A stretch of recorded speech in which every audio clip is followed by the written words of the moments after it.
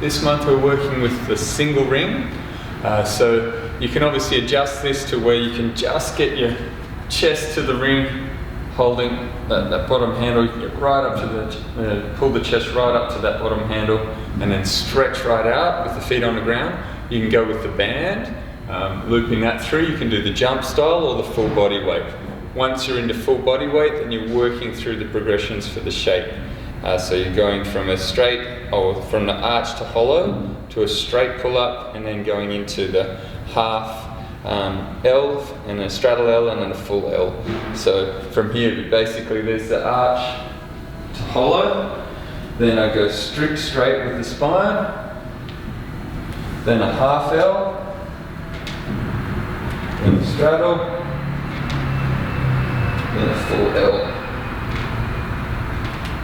So that's the kind of progressional path, but you want to make sure that you balance out the reps so you're getting both sides nice and even with it. So if you're working any particular one, make sure that you can get the required reps on the other side to walk away in a balanced way.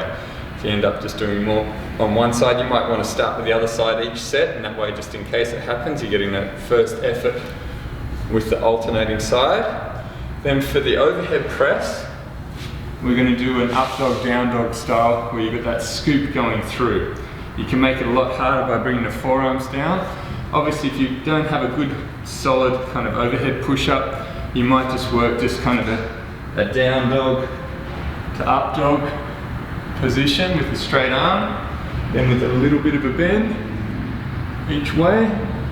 But your goal is to get that chest down. You need to drop the elbows through, up, down, press overhead. So obviously, to make that harder again, you can do that with the feet elevated, but once you kind of get to a certain height, it's very hard to get that full press down onto the forearms.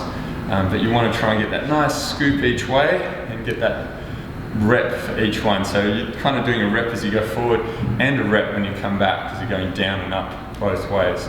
So it's pretty heavy, so don't do too many reps with it, half the amount that's programmed. And then from there we've got the overhead squat. So just using the band. If you find the overhead position a bit uncomfortable because your flexibility is not there, you can just do a back squat like that, have it like that.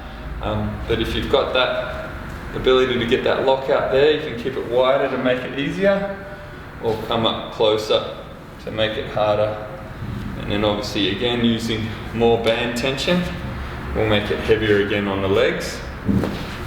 But that's more of a mobility style squat workout. If you've got barbell, by all means use it in a barbell rack so you can push jerk it up, so you can lift a lot heavier with it for those lower rep style workouts, and that's very cool too. So doing those 3 in a row, get a nice breathing rest, reset the rib cage, go back in and get 4 sets of those done. If you've got time, use it. If you've got time to do 5-6 sets, even better. But don't overdo it. There's kind of a maximum amount that you're going to get those diminishing returns once you kind of put too much volume in and the time that you spend. So just try and be efficient and effective.